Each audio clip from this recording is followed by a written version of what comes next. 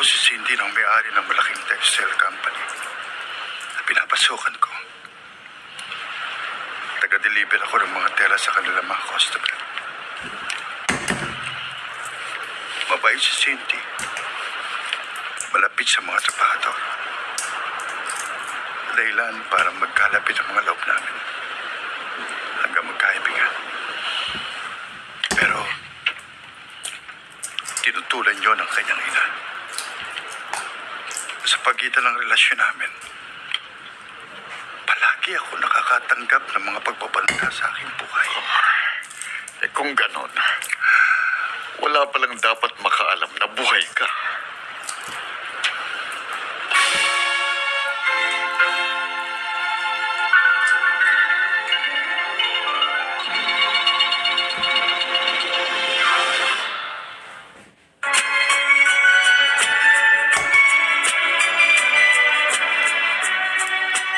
At ngayon, balikan natin ang tampok na kasaysayan sa ating dulang.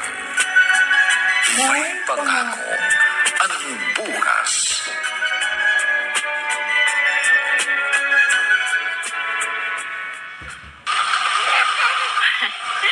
Hindi ako nagkamali ng pagpili ng matitirahan dito sa Taytay. Malakas pa rin ang pananahin ng mga dawit pambata dito. Ang daming mga dumadayong mamimili galing sa iba't ibang malalaking palengke.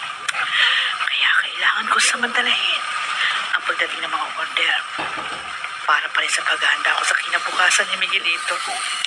Malakas pa rin ang pananahin ng mga dawit pambata dito. Ang daming mga dumadayong mamimili galing sa iba't ibang malalaking palengke.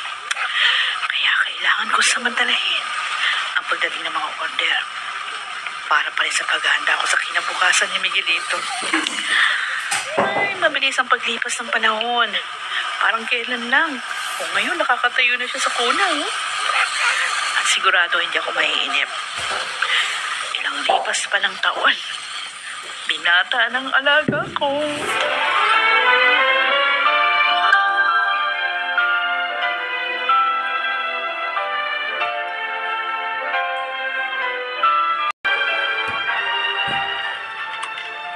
You know what, Cindy? Naisip kong kailangan na natin mag-apply para sa permanent residency natin dito sa Hong Kong. Total, nandito naman lahat ang business activities natin. Pero, paano yung textile company natin sa Pilipinas, ma'am? Noon pa bang mamatay ang daddy mo, matagal ko nang gustong ibenta yon. Siya nga kasi may negosyo nun at hindi naman ako.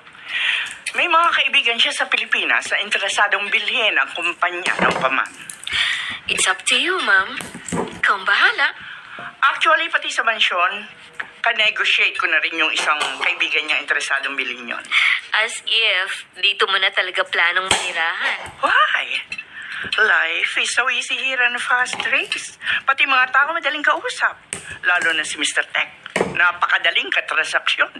Basta nailatag ko sa kanya ang project plan ng negosyo, wala nang nagiging problema pa. So, gaya ng dati, pumapasok palagi sa usapan natin ang pangalan ng Chinoy na yun. Malaki ang pagkagusto niya sa'yo, Cindy. Ibibigay daw niya sa'yo lahat ang kayamanan niya kapag nagpakasal ka sa kanya. Eh, ang problema, wala nga ako nararamdaman para sa kanya. Kaya malabo ako magpakasal sa kanya. And he's too old for me, ma'am. Hey, listen here, Cindy. Hindi kailangan maging accurate ang edad sa isang relasyon. It doesn't matter if someone is older or younger. Ang mahalaga yung financial security na maibibigay sa'yo na lalaking pakakasalan mo. Money can't buy love and affection, ma'am. Natural pa rin sa tao na mahalin at magkaroon ng sense of belonging. Hindi nabibili ang emosyon.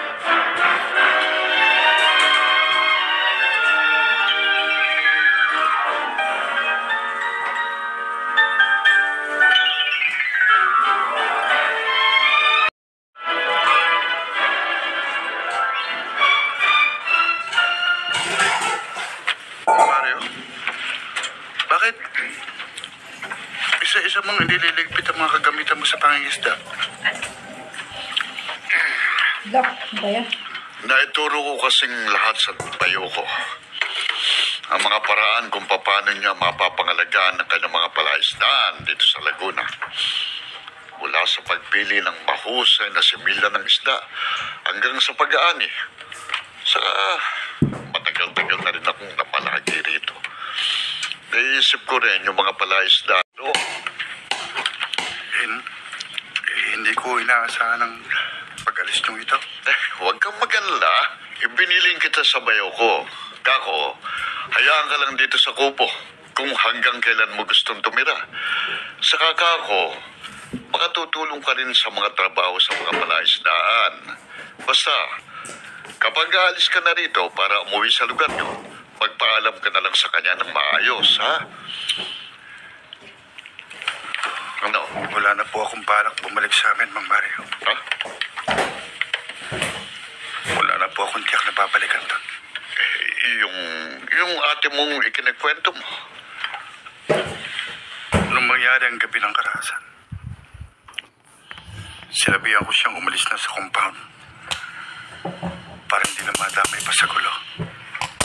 Tatay ng pasta. Kung umalis man siya ron, Doon po ang camera. hindi ko alam kung saan siya hanapin. Yun nga eh.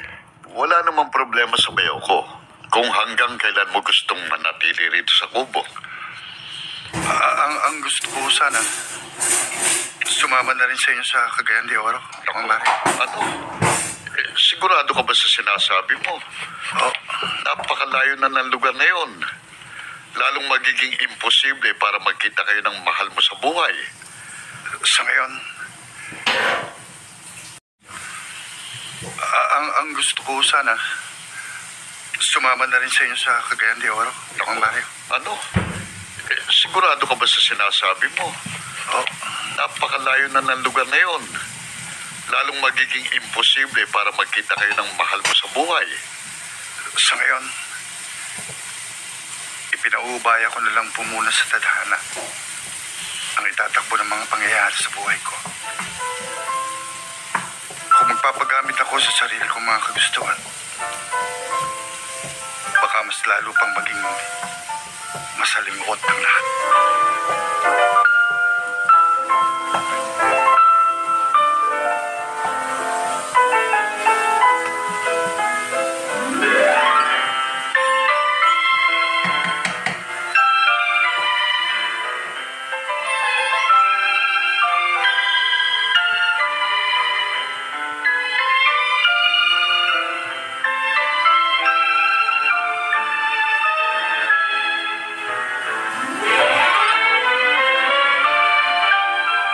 Aba, syempre, espesyal na ulam para sa espesyal na anak na katulad mo.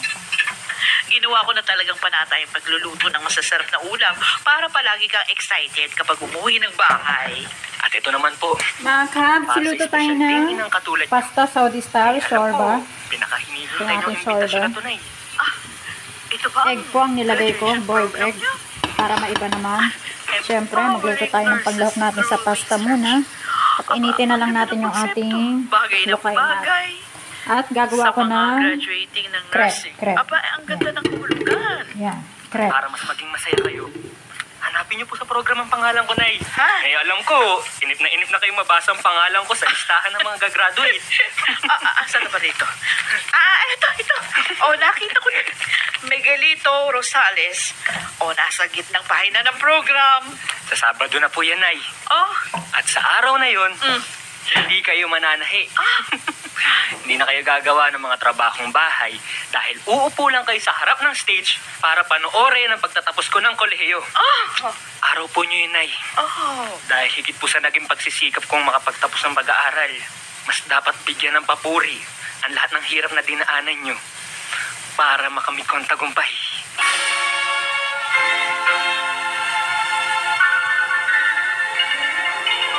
Nay, dahil higit po sa naging pagsisikap kong makapagtapos ng pag-aaral, mas dapat bigyan ng papuri ang lahat ng hirap na dinaanan nyo para makamit ko ang tagumpay.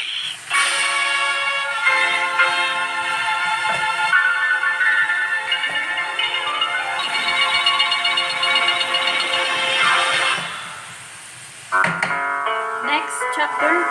Ang bukas.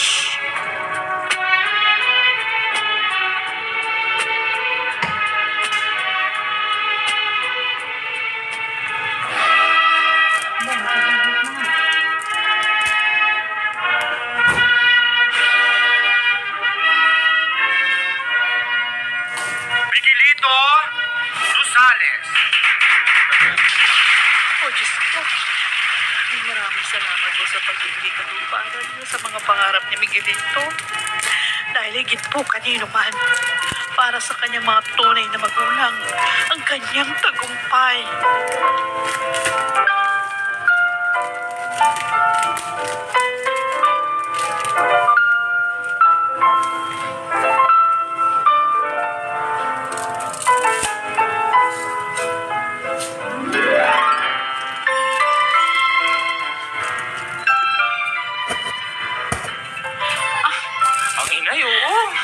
Hindi matapos-tapos ang pag-iyak. Eh hanggang dito ba naman sa pagse-celebrate natin ng graduation ko? Panay pa rin ang iyak nyo. Kasi hindi ko lang mapigilan, anak. Totoo nga palang ganito yung pakiramdam kapag walang pagsidlan sa kaligayahan. Lalo pat itinuturing ko rin isang magandang biyaya ang iyong pagtatapos. Ay, siya nga po pala, Nay. Magre-review po ako agad para makasama ako sa mga kukuha sa susunod na schedule ng nursing board exam. Gusto ko po kasi makapag-exam agad eh. Para kapag pinalad akong makapasa, makapagtrabaho na po ako. O mula ngayon, ikaw na ang magdidesisyon sa mga bagay-bagay tungkol sa iyong sarili, anak.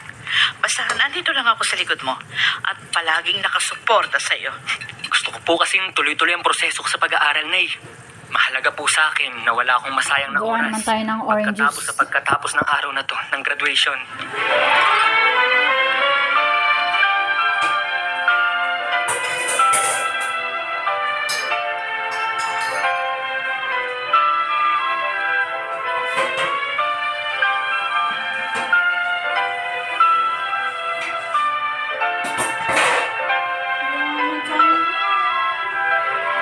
Orange juice.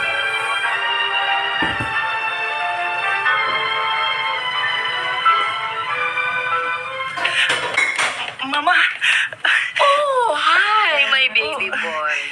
Kumusta ka today, ha? Napagod po ako at saka nagutom, ma. Oh, Gusto ko na pong kumain. don't worry. Pinagluto kita ng paborito mong noodles. Oh, tara na sa dining table. Yes!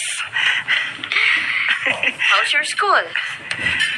Marami ka ba nakilalang Filipino students din sa klase nyo? Yes, ma. Oh, don't worry. Pinagluto kita ng paborito mong noodles. Oh, tara na sa dining table. Yes! How's your school? Marami ka ba nakilalang Filipino students din sa klase nyo? Yes, ma.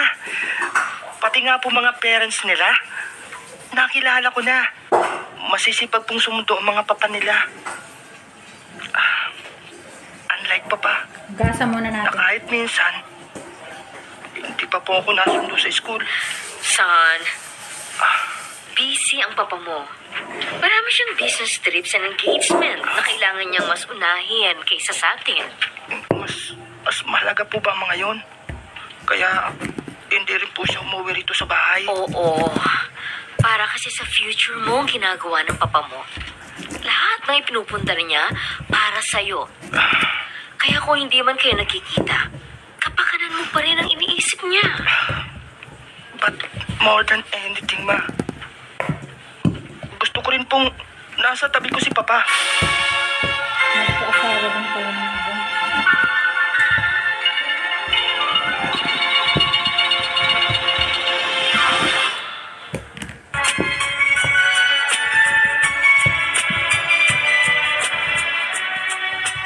At ngayon, balikan natin ang tampok na kasaysayan sa ating dulang. Title natin ating niluluto. Pangako ang bukas. Patay na muna natin ng iga. Naririnig kong nagiging matanong na si Jules tungkol sa kanyang papa. Kailangan nga naman niya ng isang amang nagmamahal sa kanya, ma'am. Well, obligasyon mo na ipaliwanag sa kanya ng mabuti ang katayuan niyo sa buhay ng kanyang Juice ama muna tayong gawa ng juice. para hindi na siya nagiging mapaghanap pa. Kagaya rin ba nang italaga ko ang aking sarili sa isang denumerong pagsasama at walang karapatang magdesisyon sa lahat ng bagay? Sinusumbatan mo ba ako sa naging katayuan mo sa pagpapakasal kay Tek? To tell you straight, yes, ma'am. Kaya ngayon, Panahon na upang ako naman ang magdesisyon sa mga bagay-bagay sa buhay ko. At anong gusto mong palabasin? Divorce. Mahigit 20 taon ang lumipas. Pero sinusumpatan pa rin ako ng aking konsyensya nang ipamigay ko ang anak namin ni Miguel. Huwag mong sabihin. Hahanapin ko ang anak ko. Karapatan niyang makilala ako bilang kanyang ina. At karapatan ko ring mayakap siya bilang aking anak. Are you crazy? Yes. Hindi mo ba nakikita malaking gulong dadalhin ang gusto mo?